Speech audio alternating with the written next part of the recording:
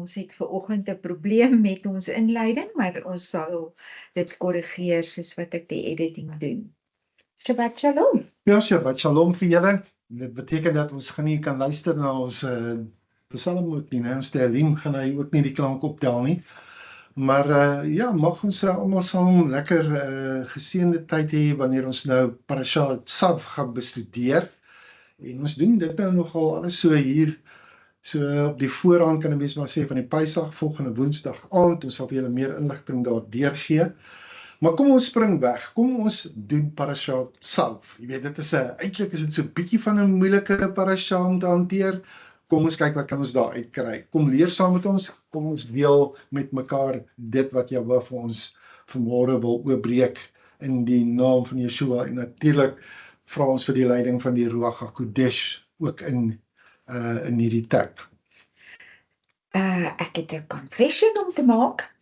Wat is 'n confession? Ek dink as ek niks sou gesê het nie, sal niemand iets agtergekom het nie, maar verlede week was dit die Parasha Vayikra, en ek het hierdie week se Tehillim wat daarmee saam gelees word, het ek verlede week gebruik. Nou, omdat dit twee baie speelbeelde van mekaar is, wat ons net nou na gaan kyk, toe het ek nou maar die vrymoedigheid geneem en verlede week se Tehillim 50 gebruik vir hierdie week. Ek gaan hom aansit, ons gaan kyk of hy speel as hy nie speel nie. Ek dink amper ek het aan die onderkant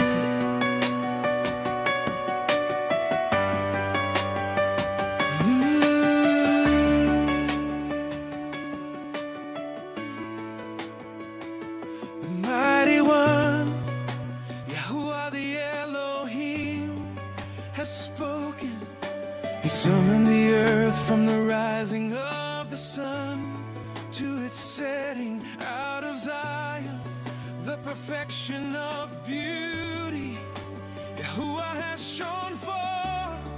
May our Elohim come and not keep silence. Fire devours ahead of him and a great storm raging around him.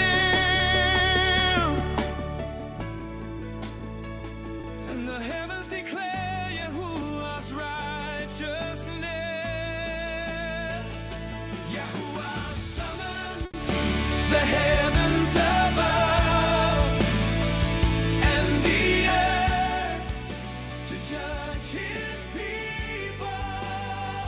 He declares, gather my faithful ones to me. He who offers a sacrifice of thanksgiving honors me. Offer to Yahuwah a sacrifice of thanksgiving, and pay your vow to the Most High. Call upon me in the day of trouble. I shall rescue you, and you will honor me. Hear, O my people, and I will speak. I will testify against you. I am Yahuwah, your Elohim. I do not reprove you for your sacrifices, and your burnt offerings are continually before me. I shall take no young bull out of your house, nor male goats out of your fold, for every beast of the forest is mine, and the cattle on 1,000 hills, for the heavens declare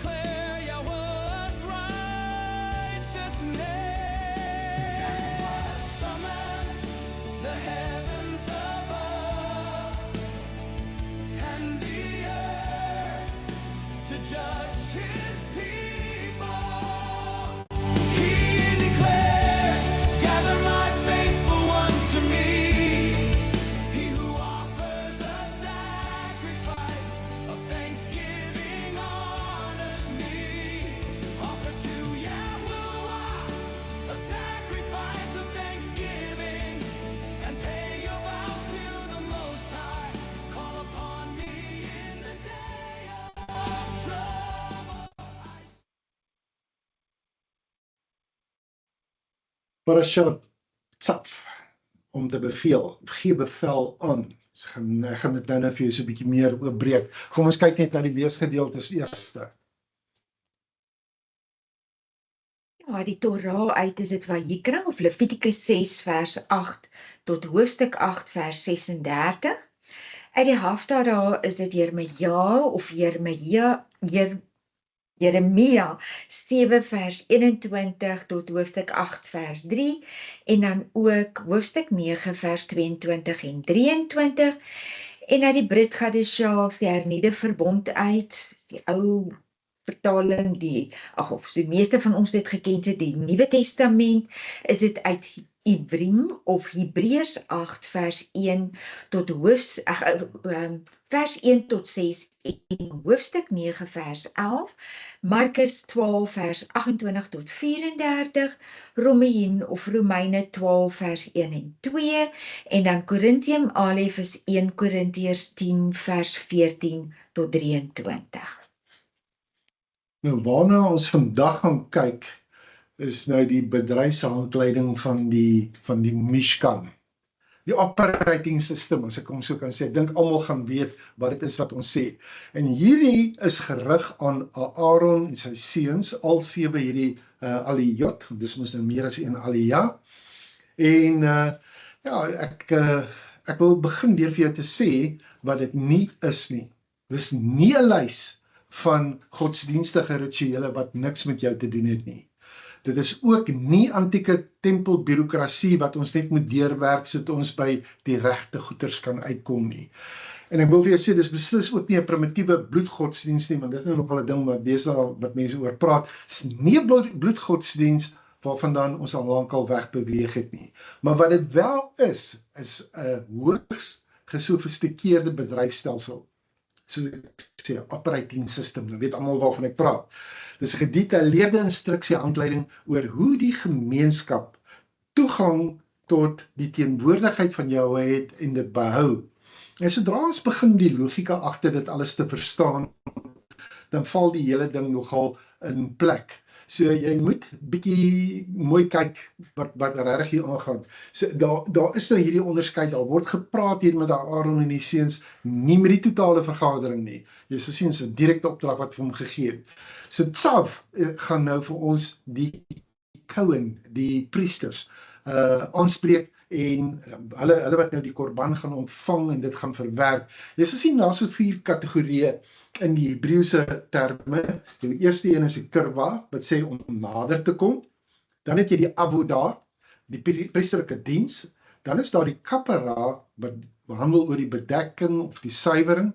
En dan het jy kedusha, wat praat oor die heiligheid as 'n objektiewe ruimtelike status, en dit klink sommer nou 'n groot ding daai. Maar dit is baie belangrik dat ek en jy kedusha verstaan, en ek gaan dit nou vir jou kom hoor. So ek wil net hê jy moet verstaan dat jy die ruimtes wat ons verlede week oor gepraat het, die binnehof of die voorhof dan nou, die heilige plek of die kedushim en dan die kedushim, die allerheiligste plek, dis jou 3 ruimtes wat nog steeds hier ter sprake is. Ek gaan nou vir jou die kaart weer wys, en jy gaan sien, dis waar die offers verbrand word, is die een deel. Ons kyk na wie gaan dit eet, deur wie word geheel en al bepaal. Ek meen jou kedusha status gaan bepaal watter deel van die werk is dit wat jy gaan doen. Goed, nou jy gaan sien, weer eens, dis dieselfde rol, maar dis 2 heeltemal verskillende gehore wat jy hier gaan kry. In Vayikra, hoofstuk 1 tot 5, gaan jy sien, en dis waar die vorige parasha gekom het, hy het begin met, wanneer enige persoon onder julle 'n offer vir Yahuwah bring, hy praat daar met die hele Israel, dis die hele gemeenskap, enigiemand wat iets wil bring, maar wanneer ons kom by hoofstuk 6, dan sê hy, beveel Aaron en sy seuns en sê, kan jy sien, dis 'n ander gehoor. So vir die gehoor, die hele Israel, die inhoud van wat hulle moet doen is, wat bring hulle en hoekom bring hulle dit? En nou die skrif begin met, wanneer enige persoon onder julle 'n offer na Jahwe bring, maar nie by hoofstuk 6, dan praat hy daar met Aaron en sy seuns, wat om te doen met dit wat die mense bring. En hy begin direk, jy moet gaan kyk, hy sê, Tzaf, Aaron, hy sê, beveel Aaron en sy seuns, en sê vir hulle die volgende. So hier sien ons nou, daar's hierdie twee duidelike verskille tussen die twee. So daar's twee kante van dieselfde transaksie eintlik, maar dit is twee verskillende instruksiehandleidings. En dan as dit kom by die Torah en jy praat van 'n instruksie, dan praat jy van Torah. Torah is 'n instruksie. Die verantwoordelikhede is heeltemal net anders. So hier's 'n nuwe verantwoordelikheid waarvan ek en jy moet kennis neem. Nou kom ons kyk net heel eers na die woord self, né? En dit beteken nie asseblief nie, né? Dit beteken bevel. Dis 'n kragtige opdragvorm in die Hebreëus. Dis nie 'n versoek nie. Dis ook nie met 'n bedagsame voorstel nie. Dit is beveel. Doen dit nou. Doen dit altyd. Dit is 'n kwessie van beveel hulle of gee hulle bevel. Motiveer hulle met hierdie woorde of moedig hulle aan met hierdie woorde en ook laat hulle besef wat is die grootsheid van hierdie offer. Maak hulle opgewonde vir die woord. Doop hulle met opgewondenheid om hierdie taak uit te voer. Kan jy sien, jy gee hulle self 'n bevel. Jy kweek 'n passie by hulle. Jy leer hulle wat maak hierdie bevel of wat maak hierdie motivering so spesiaal. Ja, ek moet sê die rabbies het nogal inderdaad 'n vraag oor hierdie, weet, hoekom is dit so 'n sterk woord wat Vader gebruik hier? Waarom so sterk vorm? Waarom nie minder gebiedende vorm nie? En ek wil hê jy moet luister want dit is belangrik. Weet jy wat, nee? Die priesterlike pligte is baie herhalend, dis daagliks en daar's 'n gevaar dat verveling kan intree. Dis 'n werklike wesenlike probleem kan wees. Die sterk bevel gee vir jou herinnering dat die avodah, dis die diens, dit word nie makliker net omdat jy meer en meer vertroud raak daarmee nie. Jy doen dit elke oggend, jy doen dit elke aand. En die gevaar wanneer jy iets deel van jou wanneer jy iets deel van jou daaglikse roetine word, is dan gaan hy begin betekenisloos raak of voel of dalk inhoudloos en jy wil nie dit hê nie.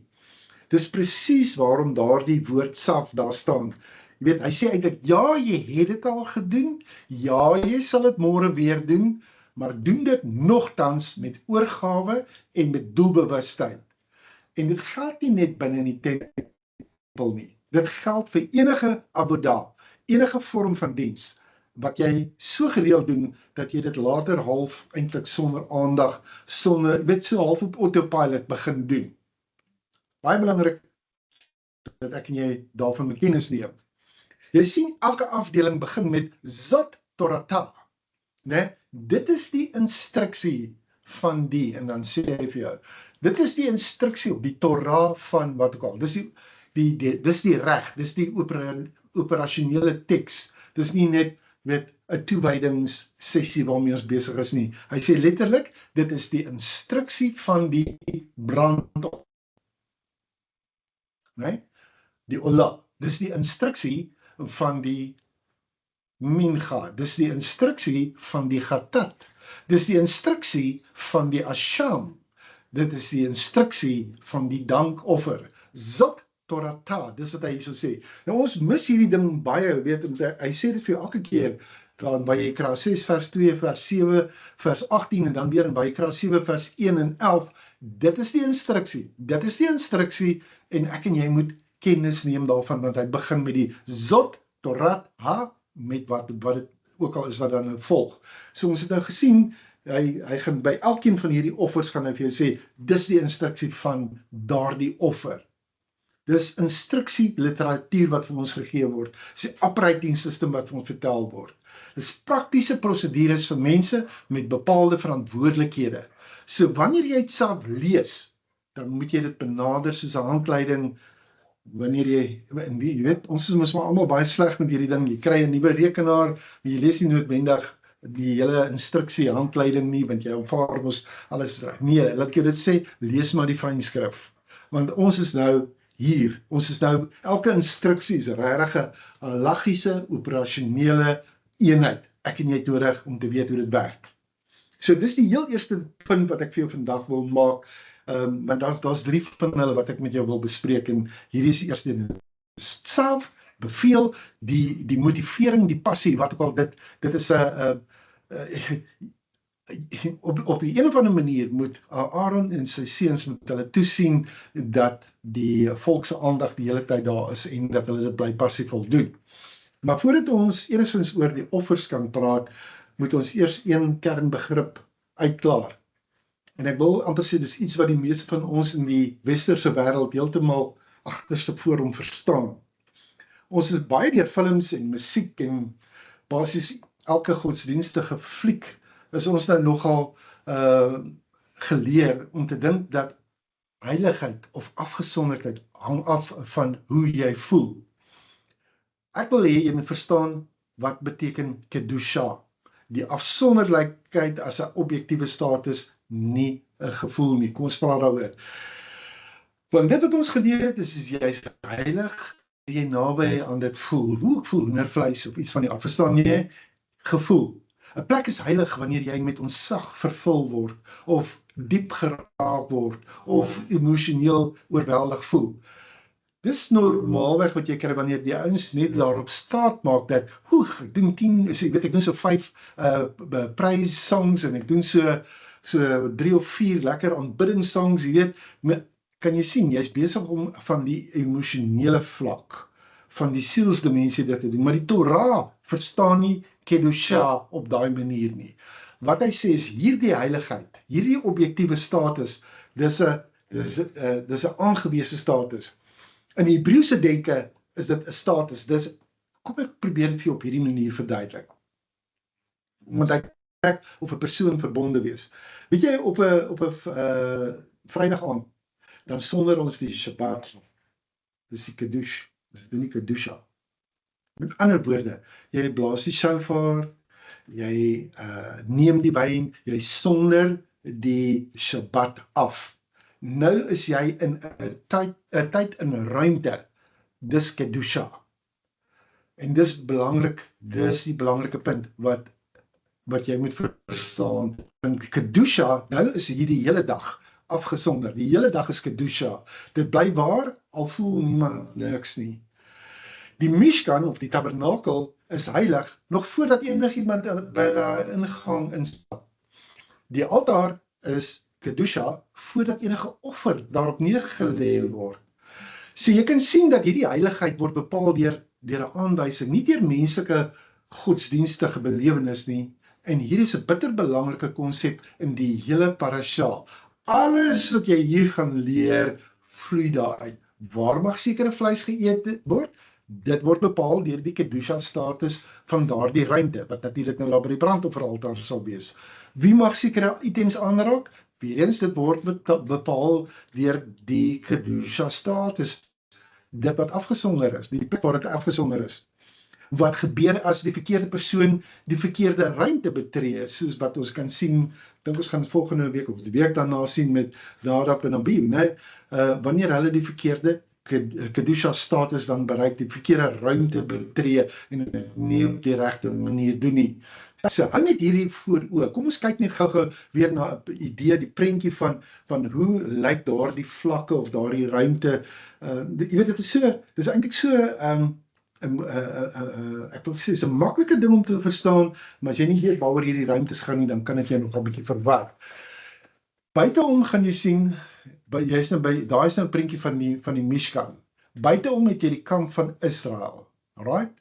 En die Kodesh Kalim het hier geëet. Maar dan het jy die binnehof, en dis waar die buitealtaar is, met ander woorde die brandofferaltaar is, en dis waar die Ishtamit is, die vuur wat nooit uitgaan nie. Die volgende wat jy gaan kry is die Ohel Moed, dit is die heilige plek. Binne in hom kry jy die menorah, die shulchan, dis die tafel met toonbrode en die ketoret wat die wierookaltaar is, en dan kry jy die mees afgesonderde plek of die Kiddush Kedushim, en daar het jy die verbondsark, die kaporet en die Shechina, alles is daar. Goed, so dis nou jou uitleg. Kom ek wys vir jou 'n prentjie van die tabernakel self. En dan kan jy sien as ons by hierdie kant kom, en dan kom jy hier in by die weg, kan jy sien hierdie, dis die ingang na die tabernakel toe, dan kom jy heel eers by die brandofferaltaar. Dit is daar waar die meeste Israeliete gaan nooit verder as dit nie. ek verstaan nie, dis waar hulle Kedusha gedeelte ophou. Daai ruimte is vir hulle afgesonder, hulle kan hoegenaamd nie verder na die was kom, of na die tent van samekoms self gaan nie, hulle kan nie daar ingaan nie. Nou, ek dink dit is baie belangrik om dit dan nou so te kan verstaan, want daar soos 'n paar zones nou wat nou vir jou uitgespel word, en daar's baie spesifieke reëls, en om daai reëls te breek is gevaarlik. Weet jy, die skrif is 'n twee, doen dit reg en hy sny die kant toe, doen dit verkeerd en hy sny daai kant toe. So hy kan 'n seën of 'n vloek vir jou wees. Jy moet die dinge, die opdrag wat Vader vir jou gee, moet jy korrek doen. So weer eens, elke sone het 'n baie spesifieke reël. Daar is die toegang word bepaal en dit is baie gevaarlik. So ek het nou vir jou gewys by die Magane Israel, dis die area buiteom, enige Israelites daar. Die Shalamim word daar gegee, dis minder afgesonder. Dit word deur die persoon met die offerbring se familie binne 'n sekere tydsbeperking geëet.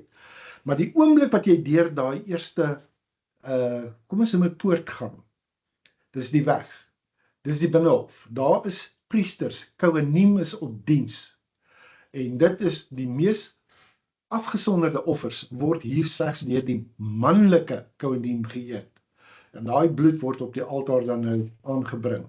Die oomblik wat jy deur die eerste deel van die tent gaan om by die heilige plek uit te kom, daar sê jy sien die Kohanim is net op diens, daar word geen offer daar verbruik nie. Jy het die menorah, die tafel met toonbrode en die wierookaltaar daar, en dan die laaste ene gaan in elk geval, is daar net een persoon wat een keer 'n jaar in die Kodesh, HaKodeshim ingaan, en dis die hoëpriester. Dis waar die verbondsark is, en die Shekhinah woon daar. Goed, so, wil ek net vir prakties en duidelik uitspel wat die sone reëls is, want daai skyfie bring dit by mekaar, né? Enige Israeliet mag by die kamp wees. Maar as dit kom by die gatser, by die die Kohanim is dan diens daar, en net ook van hulle, van die priesters, word toegelaat om in die heilige plek in te gaan. Nou, ons het nou twee goed het ons nou hier bespreek. Ons het nou al klaar gepraat oor beveel, dis nou nommer 1. En dan is die tweede ene was, wat is Kedusha? Wat is die afgesonderde ruimte en dat, jy weet, wie mag dit betree en dies meer. So ons is nou op die oomblik, as ons gaan kyk na die eerste Aliyah, daarin Vayikra 6 vers 6, die vuur op die altaar mag nooit uitgaan nie. Ja, Vayikra 6 vers 6. Hy sê, en dit sal nie uitgaan nie. En hy noem dit die Esh Tamid, die ewige vuur, een wat nooit uitgaan nie. Dit is nog 'n besondere prentjie wat jy daar sien, jy weet, partykeer dink ek daai ouens 'n bietjie naby aan daai vuur, nee. Nou goed, ons gaan 'n bietjie konsentreer op die woord Esh Tamid. Ek wil hê jy moet die volgende raak sien. Die Kohen, die priester se taak in die oggend was nie om 'n nuwe vuur te begin nie. Sy taak was om dit in stand te hou. Onthou nou net, voordat ek aangaan, net vir jou sê, hou hierdie nou in gedagte, want daar's 'n vuur wat jy aan die brand moet hou. Daardie vuur wat hy stand hou, is een wat al klaar aan die brand is. Die toegang tot jou was al klaar oop. Die altaar was al reeds lewendig. Die Kohen se werk, elke oggend voor alles anders, was om toe te sien dat daai vuur aan die brand bly. Dis nie seremonieel, dis 'n strukturele ding. Dis, as daar nie 'n vuur is nie, wat is die punt van die aanbidding? Hierdie ewige vuur kommunikeer iets anders te geestelik vir my en jou ook. Daar is nie een oomblik in 24 uur waar daar nie vir jou weet waar die toegang vir jou onmoontlik is nie. Daai poort sluit nooit nie. Die altaar raak nooit koud nie. Toegang is ingebou in daai struktuur self. So, waarom het hy so 'n permanente kenmerk? Om vir jou te wys dat die diens is 24/7, 24 ure 'n dag. Dit is aanhoudend. Dit is nie iets wat net bloot tydelik is, of wat die weet afgewissel word nie. Daai vuur moet voortdurend aan die brand wees daar. Goed, so, wanneer jy dan kyk na daai vuur en jy praat oor daai instandhouding, wie dit versorg het, en wie die hout aangedraai het en ensovoorts. Ons moet eers teruggaan, maar waar kom daai vuur dan oorspronklik vandaan? Want daai vuur wat jy daar fisies het, moet omsit in 'n innerlike vuur ook. Jy sal sien, nou moet ons gaan na Vayikra 9 vers 24 toe, en ons gaan hom nou vir jou lees, want dis nou die parasha na hierdie ene. Die inwyding van die Mishkan het al klaar plaasgevind, Aaron het al reeds die eerste ronde offers voltooi, Moshe na Aaron en die volk geseën, en dan kom die volgende. Dis waar die vraag gaan inkom. Wie het nou hierdie vuur versorg? Wie het dit gestook en wat dit vir ons beteken? Nou moet jy weet waar kom hierdie vuur vandaan. Daarna het Moshe na Aaron in die tent van byeenkoms gegaan, en toe hulle uitkom, het hulle die volk geseën. En die ligglans van Jahwe het aan die hele volk verskyn. Vuur het van die aangesig van Jahwe uitgegaan, en op die altaar die brandoffer en die stukke vet verteer. Toe die hele volk dit sien, het hulle gejuig en op hulle aangesig geval. Die vuur wat op daardie altaar gebrand het, dwars deur die tyd wat die Mishkan, dis in die tabernakel gestaan het, is nie deur 'n mens aan die brand gesteek nie. Aaron het dit nie aan die brand gesteek nie, Moshe het dit nie aangesteek nie. Geen Kohen het self die vuur begin nie. Dit het jy nou gesien. Dit het van voor Jahwe af uitgekom. Dis 'n hemelse vuur, en daai vuur het van daardie oomblik af op die altaar gebly. So die Ishtamit was nie 'n vuur wat mense van elke oggend weer van vooraf moes begin nie. Dit was 'n vuur wat gegee is, wat hulle moes oppas en aan die gang hou. Hulle moes rentmeesterskap daarvan neem. Daai onderskeid verander alles. Ek sê Dit weer, is baie interessant. Ek het nog nooit eers hieroor eintlik regtig gedink nie, né? maar dit is juist die ding, want jy begin nie 'n nuwe ding nie, maar dit gaan oor daai spaak wat Vader alreeds in jou geplaas Dat het. hy die Daai vonkie. uitseer daarvan is. Presies. Ja. En jy het nodig om te gaan tap in hierdie innerlike vuur wat hy in jou gesit het. So jy begin nie die vuur nie, hy het al klaar die vuur in jou begin. Nee, maar jy is die rentmeester van wat reeds aan jou gegee is. So dis dieselfde ding met die Kohen hier. Sy werk was om te bewaar wat reeds aan die brand gesteek is. Hy skep nie 'n toewyding uit niks uit nie. Jy hou net aan die gang wat reeds aan jou toevertrou is. Kan jy nou dink, jy het Ruach HaKodesh het jy nou ontvang? Nee, daai vlam, jy kan mos nou sien. So jy moet rentmeester wees daarvan, en jy moet daai vuur stook. Dis jou werk. Dis my werk, jou werk om dit te kan doen. So hierso sien ons nou, daar's daaglikse onderhoud. Die Kohen se eerste daad elke oggend, hy versorg die vuur. En hulle noem dit, omdat ons praat van die Ishtamit, né, daai ewigdurende vuur. Dis presies, jy kry daai presiese proses in Vayikra 6 vers 3 tot 6. 3 stappe elke oggend sonder uitsondering. Eerste ene is die Terumat Hadeshen.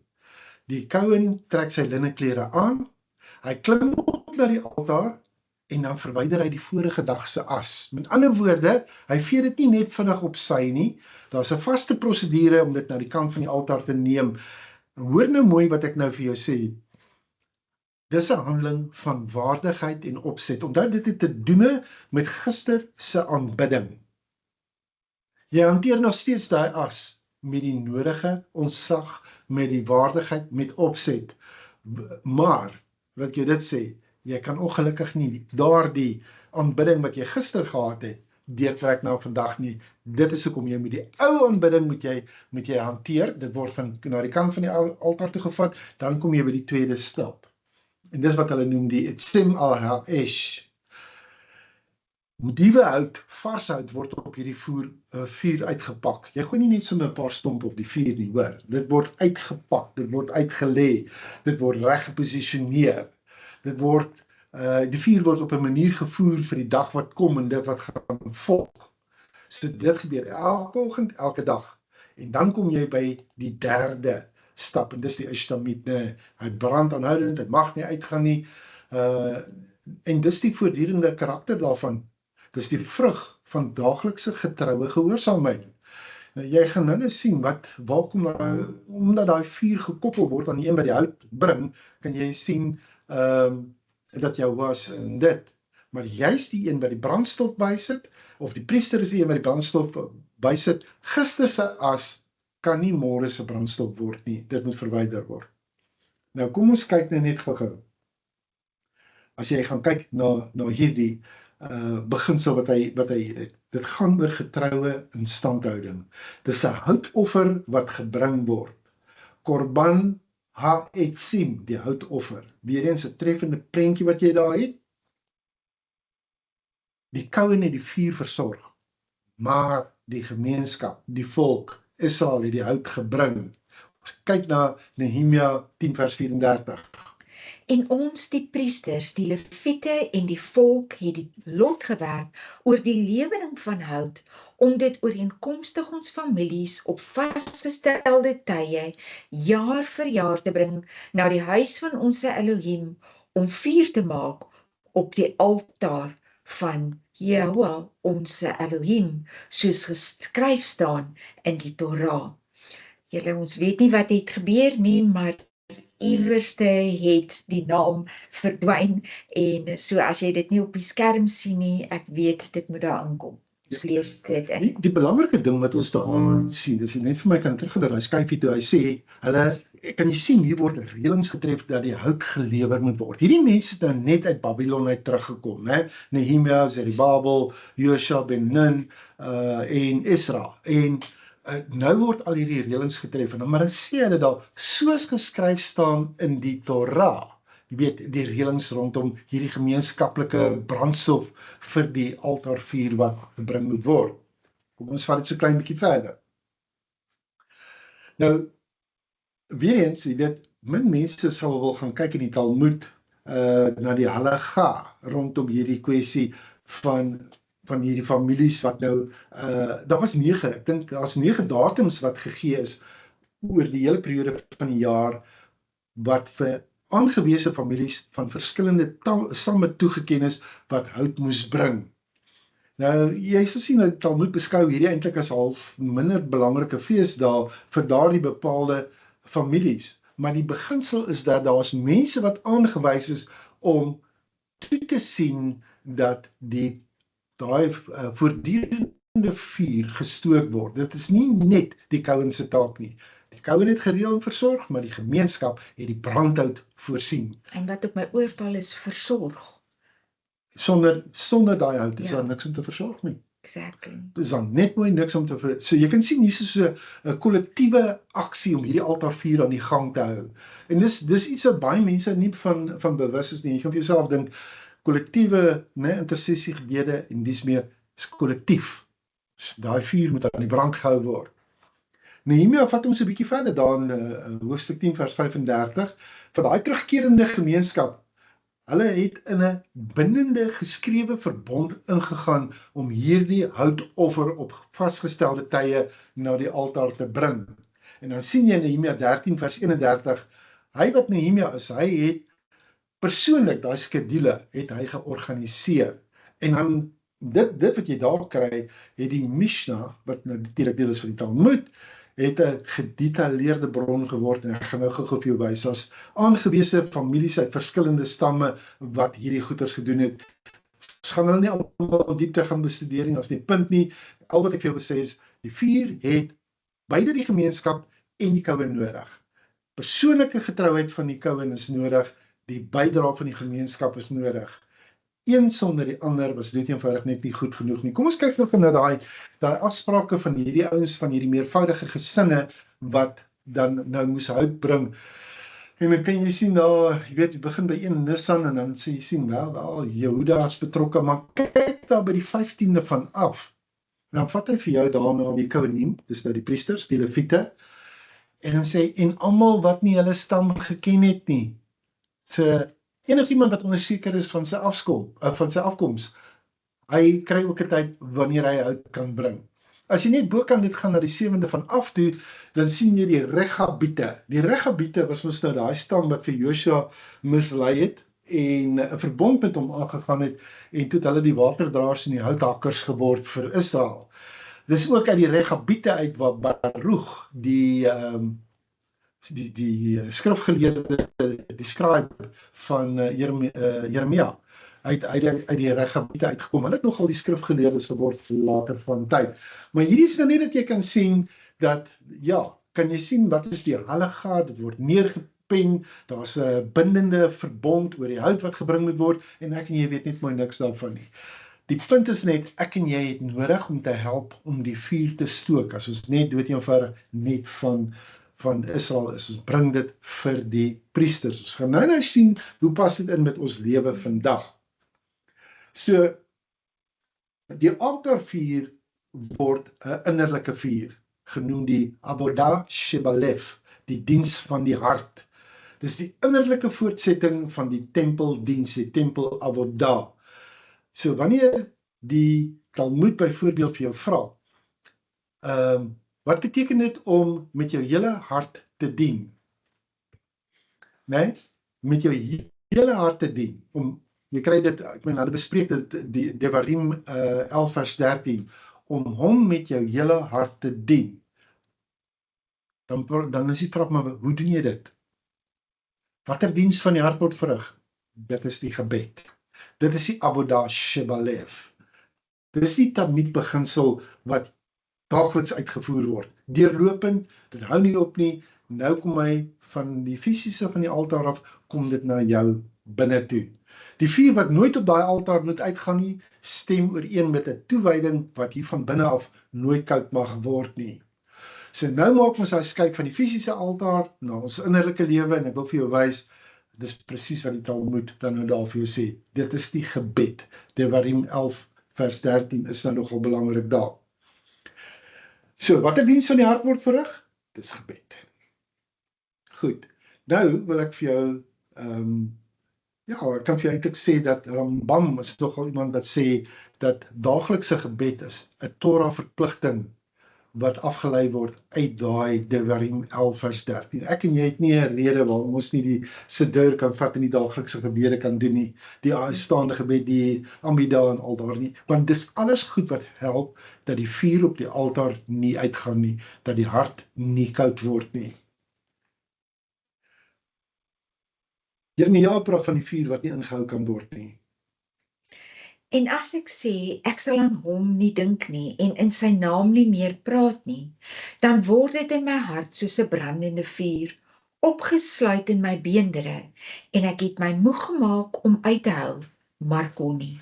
Nou, laat ek jy dit sê, hierdie is 'n interessante gedeelte, want hierdie is die beste prentjie wat jy kan kry in die hele Tanakh, van ware toewyding, jy weet hoe jy van binne voel, jy weet, dit is nie 'n gevoel wat Jeremia is vir homself geskep het nie, maar as 'n vuur brandende in hom, wat hy net nie vir homself kan hou nie, jy weet, en omdat dit binnekant is, moet dit weer uitgaan na buite toe, so hy sê, daar's 'n vuur in my gebeente, daar in Jeremia 20 vers 9, so jy kan sien wat hy van praat, hy is nou op 'n plek hier daar, hy is totaal uitgeput, hy is so bespot, hy is so mishandel, hy is so opgesluit, nee. En dan maak hy die besluit, nee, ek gaan nooit weer in sy naam praat nie, ek's klaar, ek wil nou ophou. Want ons almal was ons nie al daar. Was ons nie almal aan. Maar dis wat hy sê, maar was sy woord in my, was dit nie soos 'n brandende vuur wat in my gebeente opgesluit is nie. Ek wou dit terughou, maar ek kon dood eenvoudig nie. Kan jy sien, jy kan probeer, as jy eers daai brandende vuur het, laat jy dit sê, jy gaan baie moet doen om te swyg. Dit is soos jy weet, jy wil daar gaan sit, nee, ek gaan nie sê nie, maar dan kom hy so na vore en uit is hy, en dan praat jy weer 'n slag, nee. So hierdie Passie is soos 'n brandende vuur. Hy is heeltemal soos 'n brandende vuur, maar dit is nie 'n emosie wat jy vervaardig nie. Dis ook nie 'n geestelike metode wat jy gaan aanwend nie. Dis ook nie 'n gemoedstoestand wat jy probeer opwek nie. Dis daai vuur wat hier binne in jou is en wat nie ingehou kan word nie, né? Dis amper soos gloeiende kole, iets wat na buite moet kom, dit moet uitkom. Soos jy ooit probeer het om op te hou praat oor iets wat jy hier van binne af verteer, dan kom jy agter nes Jeremia, daai innerlike vuur kan jy nie stil maak nie. Ek het dit al probeer, nie gewerk nie. Maar nou wil ek gou vir jou sê, hier kom die belangrike ding, voordat ek hierdie skrif vir jou gee. Wat hou die vuur aan die brand? Want nou moet ons die koneksie maak tussen die hout op die vuur. Wat hou die vuur aan die brand? is my woord nie soos vuur nie, verklaar Jahwe in Jeremia 23 vers 29. Hier in die vroeë 2000, ek kan onthou, ek het 'n spesiale boek laat kom, ek moes hom tweedehands bestel, How to Obtain the Fullness of Power. En dis 'n boek van Torrey, waar hy hierdie beginsel dan nou beskryf. Is my woord nie soos vuur nie, verklaar Jahwe, is my woord nie soos 'n hamer nie. Klem is my woord nie soos vuur nie. Kan jy sien, hy is 'n verterende vuur. Jahwe, ons gaan nou net die skrifgie sien, en dit word gekoppel aan sy woord, en jy moet werk met die brandhout. Volgende skrif, hy sê, want jou Elohim is 'n verterende vuur. Hy sê, jaloerse Elohim, Devarim 4 vers 24 sê dit vir jou. So hier het ek en jy nodig om te verstaan, waar pas ons in? Daai families, wie se verantwoordelikheid dit was om die hout vir die houtoffer te bring, die brandstof vir die vuur, die Torah identifiseer hierdie brandstof as die woord van Jahwe. So as jou betrokkenheid by die Torah aktief is, dan sien jy is besig om die vuur te voed, jy stook hom. Maar waar jy die Torah verwaarde is, dan gaan daar 'n uitblussing van die vuur wees. Die woord is die brandstof. Jy het dit nou gekry dan, Jeremia 23 vers 29 en Devarim 4 vers 24. Maar, nou sê einste Jeremia 20 vers 9, hy wys vir ons hoe daai vuur binne in ons ervaar word. Dit is die woord. Ek wil klem daarop lê, die woord word die brandstof. So weer eens, as jy aktief omgaan met die woord, waar jou Torah geleer word, waar dit deurdink word, waar jy met dit stoei, waar jy dit uitleef, dan stook jy die vuur. Dan neem jy dit weer terug na die bron daarvan, want jou Elohim is 'n verterende vuur. So kan jy sien dat die woord is nie, die brandstof is nie los van die natuur van die een wat vir jou wys wie is die vuur nie. Die families wat hierdie hout gebring het, hulle het dit gebring, hulle het verstaan dat daar's 'n dieper betekenis van jouself. Jy bring hierdie as 'n innerlike vuur, die Avodah Shebalef. Jy wil iets sê? En dit is hoekom ons so lief is vir die Siddur. Want Want ons bid dan woord. Dis skrif wat ons dan bid.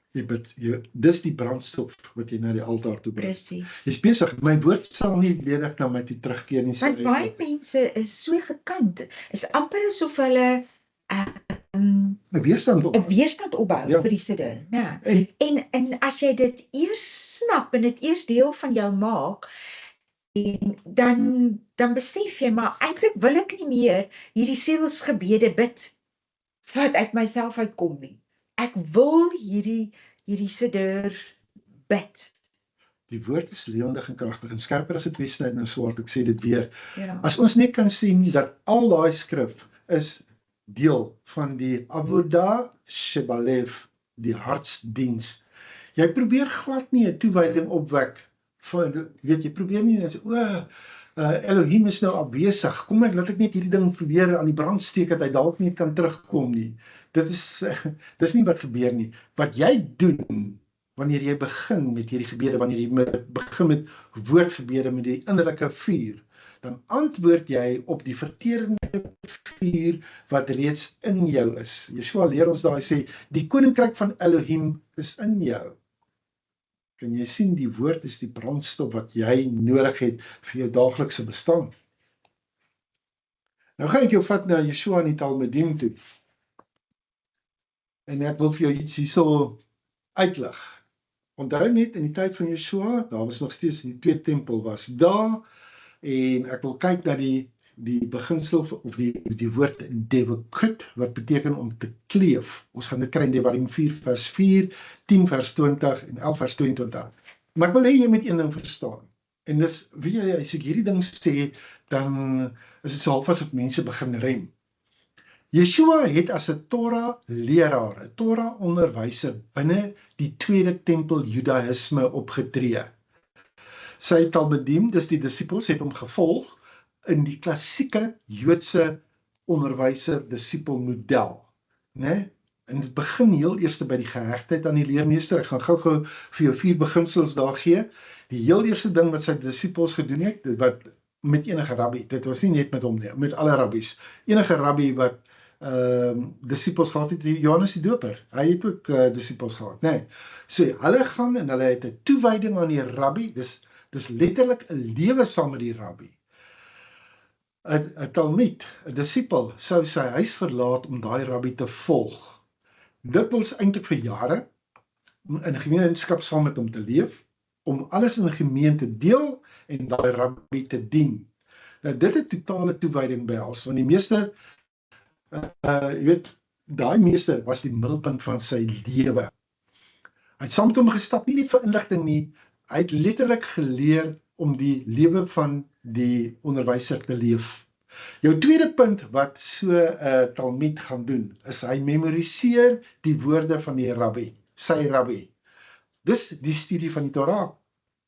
Die disippels was verantwoordelik om al hulle meester se lerings en die interpretasies van die skrif en die stories te memoriseer. Jy kan sien, hier is 'n diep verhouding, is 'n ervaring gebaseerde vorm van leer wat ontwerp is om daai onderwyser te ken, nie net om die vak behoorlik te ken nie. Die derde punt is, nee, hy moet hom volg, hy moet sy woorde leer en dan moet hy sy rabbi se optrede naboots. 'n Disipel se hoogste doel was is om soos sy rabbi te word. Sy gedrag, sy spraak, sy karakter en dis meer selfs hoe hy die wet nageleef het, hoe hy die Shabbat gedoen het, sy gebede, sy tradisies. Dit is wat hy gedoen het, hy het hom nageboots. Dan sê Efesiërs 5:1, ons moet nabootsers wees van Elohim. Maar dit is hoekom ons sê word 'n eksakte kopie van die Messias, Van Yeshua. van Yeshua. Jy gaan sien hoekom ek dit nou ook dan, Want hy sê, hy is ons rabbi, hy is ons leermeester. So ons, en hy boots die Vader na.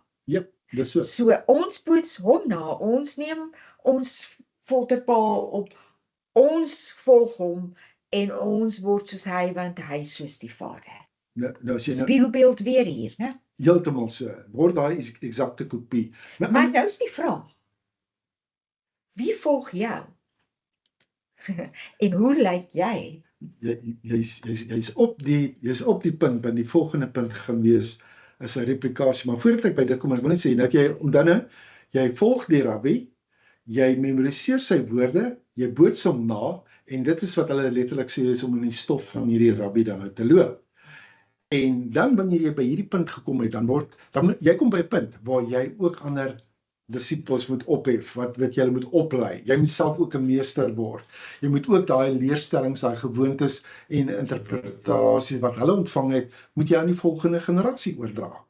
En ek meen, dit behels dan dat die Torah en die sending dan nou verseker word. So, nou moet ek jou terugvat.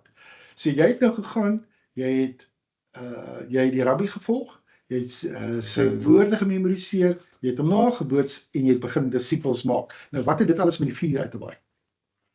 Maar voordat jy dit sê, kan ek net sê, soveel mense se hare staan regop wanneer hulle hoor Judaïsme, Ja, of as hulle hoor Torah, of as hulle hoor van die halachiese gedeeltes, dan is dit, kyk, hulle hou jou so op 'n afstand. Maar dit is belangrik dat ons net hier uitlig dat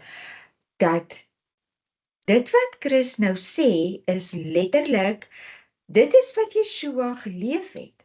So wat doen ons? Ons lewe en ons volg die Judaïsme van Yeshua. van Yeshua. En ons verstaan, dit is belangrik om te verstaan watter deel van Judaïsme. Hulle het soveel werk ingesit om hom te ontkoppel van van sy eie volk, van sy eie mense. Maar kyk net mooi wat gebeur hierso. Ek gaan jou nou eers weer terugvat na die vuur toe. Die Yeshua lering in die tempel gedoen het. Vinnig, ek gaan nou vir jou die skriffies net vinnig lees. In Johannes 10 vers 22 tot 23, Lukas 19:47, dan terwyl hy daar was in die tempel, het daai einste ewige vuur nog steeds daar by die brandofferaltaar gebrand. Die avodah, die diens het aangegaan, die vuur was nog steeds lewendig. Nou, ek sê weer, die Talmied kleef die leraar aan. Die leraar homself weer, hy kleef Jahoua aan. Kan jy sien, alles vind plaas in die nabyheid van die vuur. Kom ek vat daai prentjie net so klein bietjie verder as dit. En dan net hierdie hele model, hierdie disippelskapsmodel, is nie net by Yeshua wat dit voorgekom het nie. Dit was die gewone vormingsmodel vir die, wat hulle genoem het die Talmidei Chachamim. Chachamim is mos die wyses, né? Nou weer eens, hy sê dit uitdruklik vir jou daar in Johannes 10. Hy was tydens Chanukka was hy in die tempel. Dit was die fees van die tempelwyding. En Yeshua het in die tempel gewandel in die pilaargang van Shlomo. In Lukas 19:47. En elke dag was hy besig om in die tempel te leer en die owerpriesters en die skrifgeleerders en die vernaamstes van die volk het probeer om hom op te bring. Ek wil hom daar plaas sodat jy kan verstaan. Daar waar hulle hierdie offers gebring het, waar hierdie vuur gebrand het, waar hierdie beginsels toegepas is, Yeshua was daar. Goeie plek gewees om vir hom om te sê, moenie waar in die boys, ek is nou hierso, los nou hierdie vuurtjies en hierdie offer, dis 'n goeie plek gewees, maar hy doen nie dit nie. Hy doen hoegenaamd nie dit nie. So, weer eens dan Lukas 21:37 sê, en hy was oor dag in die tempel besig om te leer, en dat hy saans weer uitgegaan na die olyfberg. So, hy het elke dag in daai tempel voorhoë, wat dis in die binnehof, het hy onderrig gegee en sy Talmidim was saam met hom daar. En hulle het daar, met ander woorde, eerstehands geleer van die vuur op die altaar wat heeltyd gebrand het. Die vuur was aan die brand, die diens het voorgegaan, hierdie hele kedusha struktuur wat ons hiervan gepraat het onsself, was op daardie oomblik aan die gang, daar waar hy besig was om lering te doen. So hy het soontoe gegaan. Om aan te kleef, weet jy, ek wil na die volgende skrifgie toe gaan, die volgende skyfie gaan vir ons mooi vertel. Weet jy hoeveel keer is daar na Yeshua verwys as waarlik hy's 'n profeet, né? Of 'n profeet word in sy eie land geëer nie en dis meer. Kyk wat sê Devarim 13 vers 4. Vers 4. 3. Vers 13 vanaf vers 3. Om te weet of julle werklik Jahweh, julle Elohim liefhet, met julle hele hart en met julle hele siel. Julle moet Jahweh, julle Elohim navolg en hom vrees en sy gebooie hou en na sy stem luister en hom dien en hom aanhang. Aankleef met ander woorde. Ja, hier gaan jy sien nou. So, 'n profeet leer mense, wat is die Vader se naam? Dat hy nagevolg moet word. Dat hy moet vrees, dat hy sy gebooie moet hou, na sy stem moet luister, hom moet dien en hom moet aankleef. Hierdie na sy stem moet luister, jy weet, daar's ons mense wat sê, nee, jy kan nie self gaan hoor nie, né?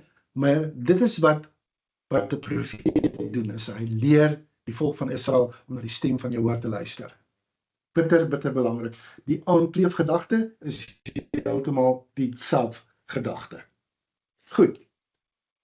Wat ons 'n bietjie verder. So, dat Yeshua uit die dood het opgestaan en opgevaar het hulle hierdie skedule voortgesit. Kom, ek gaan vir jou vanaf net sommer daar sê, maar sy, dis Handelinge 2 vers 46.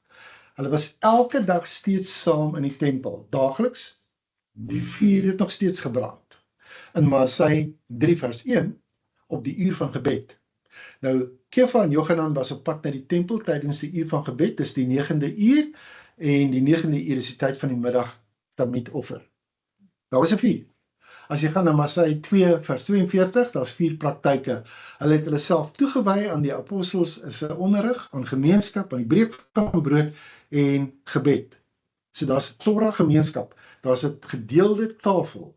Kan jy sien, dis die Avodah Shebalev, die diens van die hart. En dan sien jy in Masai 5 vers 42, weer eens sê ek, dit het nie opgehou nie, dag na dag in die tempelhowe en van huis tot huis het hulle nooit opgehou om te onderrig nie. Die Talmid beginsel, aaneenlopend, daagliks, nooit opgehou.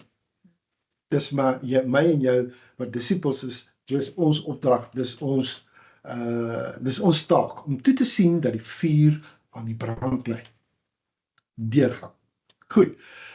Nou, wat nou eintlik behoort hierso te kom, maar ons het dit verlede week, het ons al 7 daai stappe gevat, jy weet, heeltemal van hoe jy tot jou nader, dwarsdeur tot by die punt van restituisie.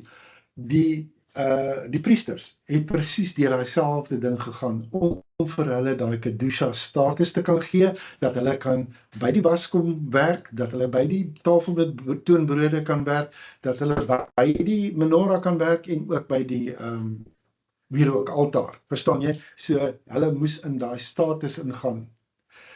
Dis die belangrikste. So, ek het nie dit nou alles weer hier kom herhaal nie. Maar kom ons kyk nou net, want hierdie gedeelte in Vayikra 8 praat dan van die ordeningsvolgorde.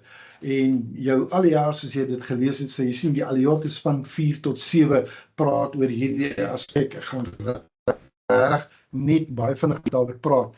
Wat jy kan sien hier in Vayikra 8, dan beweeg die kamera nou van jy weet, na binne in die Mishkan, binne in die tent van samekoms in.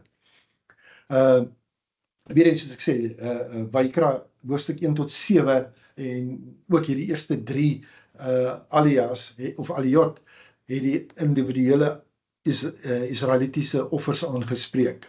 En die fokus was maar net daar by die voorhof gewees. Maar, jy sien die draaipunt hierso by Vayikra 8. Vir die eerste keer in die teks beweeg hulle nou binne in die Ohel Moed in die heilige plek in. Moshe salf die Mishkan, al die meublement, die altaar, hy salf vir Aaron en sy seuns. Nou, weer eens, jy kan sien dat as jy gaan kyk na die individuele offerstelsel, Vayikra 1 tot 7, en wat ek nou genoem het, die operating system, dis 2 spieelbeelde van mekaar. Dis dieselfde volgorde van die korbanot, Chatat, Olah, Shalamim, wat 'n persoon bring, en dis ook die volgorde vir Kohanim wat deur hierdie verordeningsaksie ingestel, ingehuldig word, as ek dit so kan noem. So hulle het elkeen deur die individuele korbanot gegaan. Hulle moes gaan kyk, dit wat jy bring, by die Kohanim mee moet doen, waar het geëet moet word. Hoofstuk 8 is heeltemal anders wat daai gedeelte aan betref. So wat beteken hierdie ordening eintlik? Nee, ek wil tog dit vir jou verduidelik. Ek wil net sien waar staan my tyd, dat ek nou nie te ver oor hardloop nie. Die woord wat daar gebruik word is miluim, die vulling van, om die hand te vul. Dis 'n standaard idioom dwars deur die Tanakh, wat sê dat wanneer jy by die priesterlike amp ingelei word, dan word jou hand gevul met die offer. Die oomblik wat jou hand gevul word met daai offer, dan het jy die amp aanvaar, en dit hou seker goed vir jou in. Nee, dit verhef hom nie geestelik nie, dit gee nie vir hom geestelike meriete nie, dit dra net die operasionele aanspreeklikheid oor op hom. So hy word gebind aan daai funksie wat hy nou ontvang. Die kedusha wat jy nou in daai ruimte kry van die, kom ons sê van die heilige plek byvoorbeeld, word nou na daai persoon uitgebrei, dit word nou na hom toe oorgedra. So dit is belangrik om dit te weet. Om gesalf te word is nie 'n bevordering nie, nee, jy neem aanspreeklikheid op jou. Is geweldig inspreek. En dit is wanneer Moshe gegaan het dan nou, en Aaron en sy seuns en die Mishkan en al die meublement eers gesalf het, hy doen, daai salwing doen 2 dinge. Dit dra daai heiligheid van die Mishkan aan daai persone oor, en dit plaas daai persone onder die volle verpligting om binne in daai status te beweeg. Wanneer ek en jy by daai punt kom, jy ontvang die ruach, dan ontvang jy die kedusha status. Jy het 'n verpligting om ooreenkomstig dit op te tree. Dis nie so jy weet, jy gaan in en uit so wat jy wil nie. Jy hou dit altyd. Jy het 'n hoër vlak van beperking op jou wat die gewone Israeliet nie het nie, wat nie op hom van toepassing is nie. Maar jy kan nie die werk van die olie wat op hom uitgegooi is ongedaan maak nie. As jy regtig wil sien hoe werk hierdie beperkings op die priesters, dan gaan jy na Vayikra 21 toe, né? Sê jy byvoorbeeld sien dat die hoëpriester, hy kan nie eens naby 'n dooie liggaam kom nie. Hy nie eens die van sy eie ouers nie. Hy kan nie tydens hierdie diens, kan hy nie die Mishkan verlaat nie, al sterf iemand hier reg langs hom. Hoekom? Want dit gaan alles oor sy heiligheidsstatus. Dis hoër as enigiets anderste. Dit is 'n streng aanspreeklikheid. Dit is nie, jy weet, 'n voorreg. Kom ons sê, leierskap in die Torah gaan nooit oor voorreg nie, dit gaan altyd oor aanspreeklikheid. Jy is aanspreeklik teenoor die volk. So dit gee nie vir jou posisies nie, jy kry nie beter behandeling of niks in die aard nie. Waar daai ding skeef geloop het, is maar wat die laaste 2000 jaar gebeur het. Goed. Weer eens, wanneer hulle dan ingehuldig word, dan word bloed op die regteroor, die regterduim en die regter groottoon aangebring. Die oor is die ozen, en dit gaan alles daar. Ek wil vir jou sê, die woord daar is shemia. Hy staan op die skerm. Shemia gaan oor gehoorsaamheid, om 'n instruksie te kan volg. Dis hoekom sy oorgesalf word. Dan sy vinger, sy regterduim, dis die yad. En daai woord daar is maaseh, né? Maaseh het te doen met 'n aksie, dit wat jy met jou hande gaan doen. Die Kohen se hande is die instrumente van sy avodah, van sy diens. En dan die regter groottoon, dis die halacha, waar jy loop, wat die rigting van jou lewe gaan bepaal. Kan jy sien? So, die hele persoon word van jou kop tot jou toon, is met ander woorde gesalf. Al is dit net aan jou oor, aan jou duim en aan jou toon aangebring. Jy in jou totaliteit is nou afgesonder vir die avodah en die mishkan. So die hele persoon is eintlik onder verpligting. Die hele persoon is nou afgesonder. Nee, dis 'n verbondsverpligting wat hy nou ontvang. Ek kan amper sê, jy voel daai inhuldiging aan jou lyf. Jy voel dit fisies aan jou lyf. So, ja, ek kan vir jou sê, dat selfs die Kohen Hagadol het ook daai selfde suiwering nodig. En ons sien, dit is wat Moshe dan doen met Aaron. Weer eens volgens sy instruksies, selfs daai Kohen Hagadol. Jy kan sien, volgens daai rituele, moes Aaron en sy seuns ook vir hulle self 'n gatat bring. Hulle is die ouens, hulle kan nie bemiddelaars wees vir my en vir jou, as hulle nie eers self deur daai bemiddeling gegaan het nie. En dis wat Moshe eintlik hier doen. Dis die lank en die kort van daardie instruksie. Hulle moet eers dit deurgaan voordat hulle my kan bedien daarmee. Jy kan nie iemand bedien met iets waarmee jy nie bedien is. Daar's geen vrystelling vir jou nie. Jy kan nie iemand op grond van 'n titel of 'n status doen nie. Jy moet eers deur hierdie suiweringsproses jouself gaan. Daarna kan jy ander gaan bedien. So daar's 3 dinge waarna ons moet oplet hierso wanneer ons kom by daai 7 dae by die ingang van die tent van die vergadering. Hy sê uitdruklik daar, né, Shivat Yamim, 7 dae. Dit maak dit die voltooiing van die verbond. Jy mag nie die ingang van die tent van die vergadering vir 7 dae verlaat, sodat jy nie sal sterf nie. En kom ons kyk nou net, hoe pas al hierdie goed by mekaar, né? Kom ons kyk, want jy weet, as hulle deur daai 7 dae gaan, dan is die verbond nou voltooi, die proses is nou afgehandel. Die heerlikheid van Jahweh kan nou neerdaal. Goed. Kom ons bring al hierdie goed by mekaar. Hoe pas dit in mekaar? Nee, ons moet tog iewers te sien dat dit moet iewers heen gaan. Die hele stelsel wat ek nou van praat, is bedoel om net een ding te doen. En dit is om die Shekhinah onder Israel te laat woon. Het gaan nie oor individuele vroomheid nie. Hulle is die infrastruktuur. Die Mishkan kan net as 'n goddelike woning funksioneer, korrek funksioneer, as almal binne in hierdie bevel, binne hierdie Kedusha beweeg. As hulle nie daai getat bring nie, dan besoedel dit die hele gemeenskap en die Mishkan, en dit word dan 'n probleem. Goed, so hierdie is in kort die opsomming daarvan. Die hele stelsel bestaan om